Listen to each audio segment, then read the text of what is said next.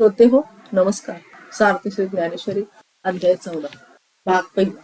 श्रीकृष्ण गोविंद हरे मुरारी, हे नाथ नारायण वासुदेव, श्री अनंता मधुसूदना, पद्मनाभा नारायणा, जगद्व्यापका जनार्दना, आनंद घना विनाशा, सकळ देवा आदिदेवा, कृपाळूजी केशवा, महानंदा महानुभवा, सदाशिवा सहज रूपा, चक्रधरा विश्वंभरा, गरुडध्वजा करुणाकरा, सहस्रपादा सहस्र करा, क्षीरसागरा शेषनयना, कमलनयना कमलापती, कामिनी मोहना मदन मूर्ती, भवतारका धरित्याक्षिती, वामन मूर्ती त्रिविक्रमा, अगाये सगुणा निर्गुणा, जगज्जनित्या जगज्जीवना, वसुदेव देवकी नंदना, बाळ रांगणा बाळकृष्णा, तुका आला लोटांगणी, मज ठाव द्यावा जी चरणी, हेची करीतसे विनवणी, भवबंधनी सोडवावे. श्रोते हो, आतापर्यंत झालेल्या श्री ज्ञानेश्वरीच्या वाचनावर नुसता वरवर विचार केला तरी माझ्यासारख्या चार इयत्ता शिकून स्वतःला शहाणे समजणाऱ्या प्रौढ व्यक्तीचीही मती कुंठित होते. तिच्या मननाने तर ज्ञानेश्वर महाराज म्हणतात तसे निश्चित तिचा सुबुद्धी, प्रापंचिक, पारमार्थिक व संत हे देवपदाला पोहोचतील यात शंका नाही. यातील विचार वाचताना ऐकताना किती गोड वाटतात, सोपे वाटतात. पण प्रत्यक्षात आपण आपल्या देहाव्यतिरिक्त विचारच करत नाही. परमात्मा आणि आपण वेगळे नाही हा आत्मा परमतत्वाला पोहोचण्यासाठी मन, बुद्धी, शरीर या त्रिकुटीने सच्चे विचाराने सद्वर्तन करावे. एवढे तर आपण निश्चित करू शकतो. आपला विचार, शब्द व कृती करताना सतत मी तो नाही दूजा हे तत्व आपल्या अंगी मुरले पाहिजे. यासाठी या ग्रंथाचे पुन्हा पुन्हा वाचन, चिंतन व मनन आपल्या वेळेनुसार आवश्यक वाटते. म्हणूनच आपल्या पूर्वसुरींनी प्रार्थना, हरिपाठ, सत्संग, वारी, पारायण इत्यादी अनेक परंपरा निर्माण करून ठेवल्या आहेत. ज्ञानदेव योग्यांचे योगी स्वतः परब्रह्म असल्याने त्यांनी आपले कार्यकर्तृत्व करून अगदी सहज देहभावना टाकून संजीवन समाधी घेतली. कारण आत्मा तर अविनाशी आहे आणि ते तर स्वतः परमात्मा होते. श्री ज्ञानदेवांनी एवढ्या कोवळ्या किशोर वया केवढा गहन विचार मांडला, तोही मराठी भाषेमध्ये.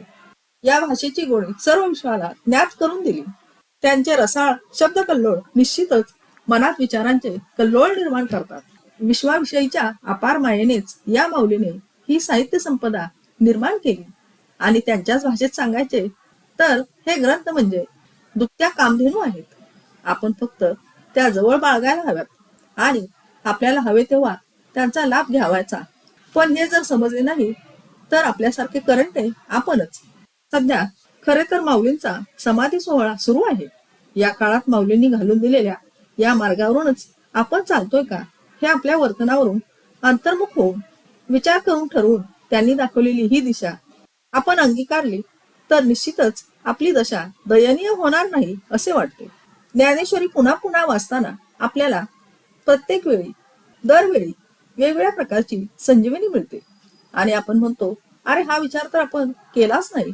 असो, आता पुढे अध्याय 14 गुणत्रय विभाग योग. श्री गणेशाय नमः. जय जय आचार्या समस्त सुरवर्या, प्रज्ञा प्रभा सूर्या सुखोदया, जय जय सर्व विसावया, सोहम भाव स्वहावया, नाना लोक हेलावया, समुद्रा तू ऐके गा आर्तबंधू, निरंतर कारुण्य सिंधू, विशत विद्यावधू वल्लभाजी, तू जयांप्रती लपसी, तया विश्व हे दाविसी, प्रकटतय करिसी आघवेची तू, की पुढीलाची दृष्टी चोरीजे, हा दृष्टी बंधू निपिजे, परी नवल लाघव तुझे, जे आपण पे चोरे, जी तूची तू सर्व यया, मा कोणा बोधू कोणा माया, ऐसी आपे आप लाघविया, नमो तुझ, जानो जगी आप ओले, ते तुझ्या बोला सुरस झाले, तुझे क्षमत्व आले पृथ्वीसी, रवी चंद्रादि शुक्ती उदय करीती त्रिजगती, ते तुझे आदित्य तेज तेजा, जे चळवळी जे अनिळे, ते दैविकेने जे निजबळे, नभ तुझ माझे खेळे लपी थपी, किंबहुना माया असो सज्ञान,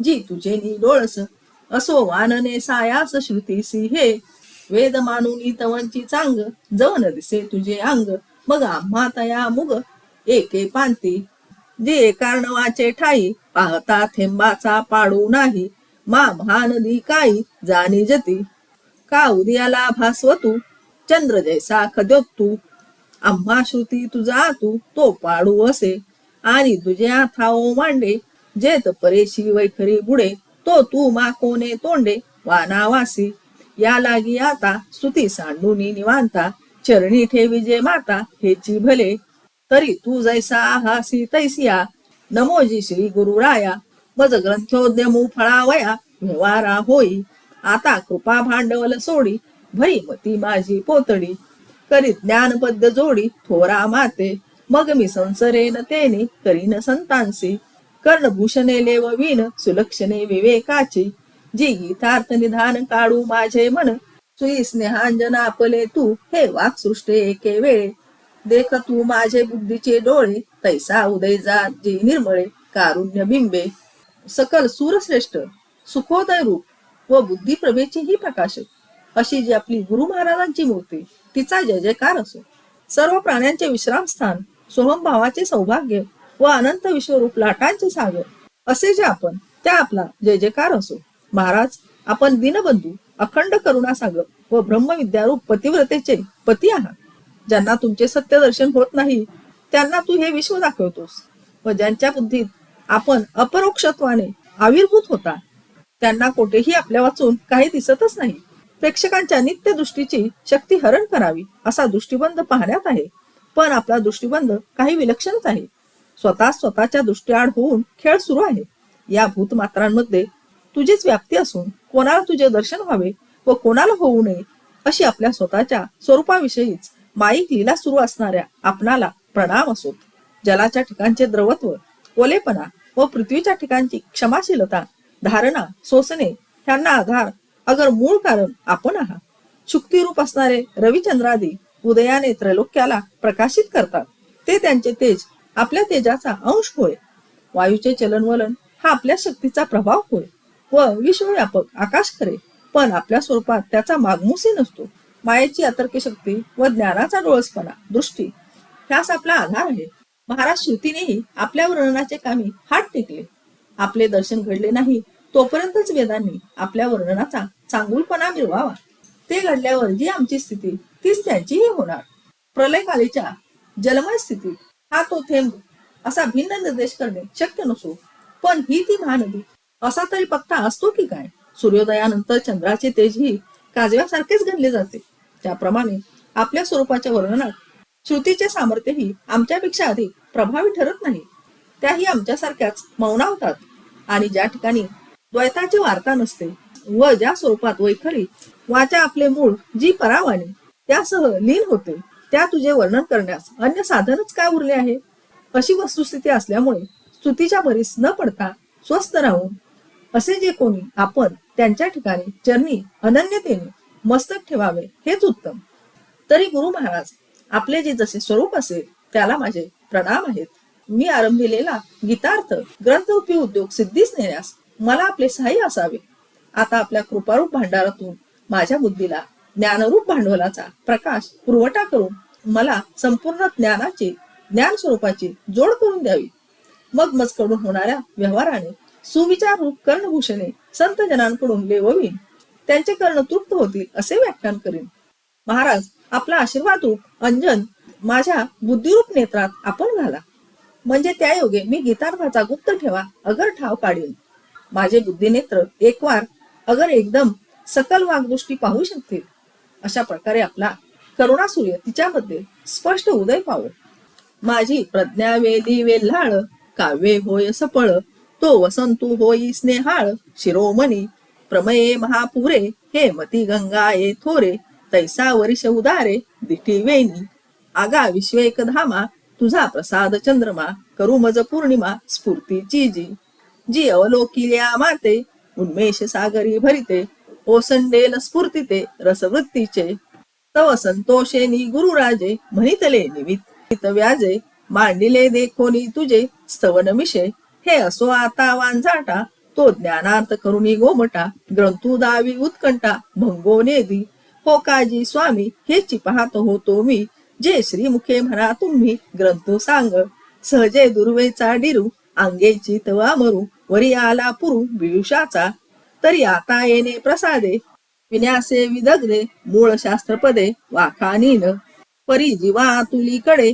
जैसी संदेहाची दोन्ही बुडे नाश्रवणी तरी चाडे वाढी दिसे तैसी बोली साचारी अवतरो माझी माधुरी माले मागुनी घरी गुरु कृपेच्या तरी मागा त्रयोदशी अध्यायी गोठी ऐसी श्रीकृष्ण अर्जुनेसी चावळले जे क्षेत्र क्षेत्रज्ञ योगे होई जे येणे जगे आत्मा गुणसंगे संसारिया आणि हाची प्रकृती गतू सुख दुःख भोगी हेतू अथवा गुणाती तू केवळू हा तरी कैसा पा असंगा संगू कोण तो क्षेत्र क्षेत्रज्ञ योगू सुख दुःखादी भोगू केवी तया गुण ते कैसे किती बांधती कवने रीती नातरी गुणातिथी चिन्हे काही एवं या आघवेया अर्थारूप करावया विषय येथ 14व्या अध्यायासी तरी तो आता ऐसा प्रस्तुत परियेसा अभिप्रावो विश्वेशा वैकुंठाचा तो म्हणेगा अर्जुना अवधानाची सर्व सेना मिळवून या ज्ञाना झोंबावे हो आम्ही मागा तुझ बहुती दाविले हे उपपत्ती तरी अजूनही प्रतिती कुशी न निघे माझी बुद्धी वेली विस्तार पाहून ती काव्यरूप फलाने युक्त होईल अशा प्रकारच्या ऋतुश्रेष्ठ वसंताचे रूप आपल्या कृपेने धारण करावे आपल्या कृपावृष्टीचा मजवर वर्षाव व्हावा की त्या योगे माझ्या बुद्धिरूप गंगेला सिद्धांत दृष्टीचा महापूर यावा हे सर्व विश्वाधार प्रभू आपल्या प्रसादरूप चंद्राने माझ्या बुद्धीला पौर्णिमेप्रमाणे पूर्ण स्फूर्ती द्यावी ज्या स्फूर्ती पौर्णिमेसह मला पाहून ज्ञानरूप सागराला भरती येईल आणि स्फूर्तीवृत्तीतून नवरस बाहेर पडतील त्यावर श्री गुरु निवृत्तीनाथ संतोष होऊन म्हणाले विज्ञप्ती करण्याच्या निमित्ताने स्तुती आरंभून तू दुजेपणाचा व्यवहार सुरू केला आहेस ही व्यर्थ स्तुती आता पुरे गीतेच्या त्या ज्ञान गर्भरूपी अर्थाची उत्तम ग्रंथ रचना करून दाखवू उत्कंठा भंग पाहू देऊ नको ज्ञानेश्वर महाराज म्हणतात हे प्रभो मी एवढ्याचीच वाट पाहत होतो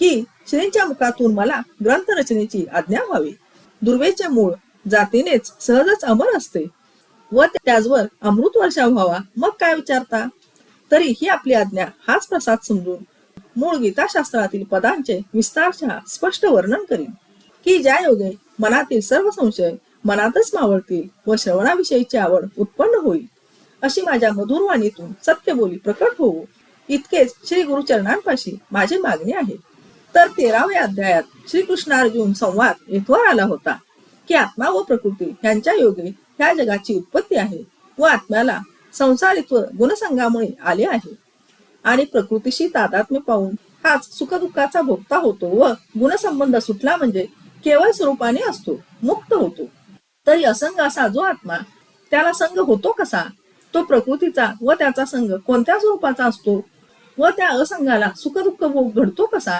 गुणांचे स्वरूप काय ते किती आहे ते त्याला कशा प्रकारे बद्ध करतात व तो गुणातीत झाला हे कसे ओळखावे ह्या सर्व गोष्टींचे स्पष्टीकरण करणे हाच या 14व्या अध्यायाचा विषय आहे भगवान श्रीकृष्णाचा अभिप्राय काय ते आता श्रवण करा देव अर्जुनाला सांगतात अर्जुना अवधानाची सर्व इंद्रिये एकाग्र करून ह्या सांगितल्या जाणाऱ्या ज्ञानाशी एकरूप हो बरे पूर्वी अनेक प्रकारे आम्ही उपपत्ती थोड सांगितली आहे तरी अद्याप तुझ्या चित्तातील साशंकता दूर झालेली दिसत नाही म्हणून गा पुढती सांगी जेल तुझ प्रती पर म्हणून श्रुती डाहारिले जे एरवी ज्ञान हे आपुले परी परैसे नि झाले जे आवडोनी घेतले भव स्वर्गाधिक अगायाची कारणे हे उत्तम सर्वांपरी मी म्हणे जे वन्नी हे तृणे एरे ज्ञाने जे भव स्वर्गा ते जाणती यागची चांग म्हणती पारकी पुढी आती भेदी जया ती आगवीची ज्ञाने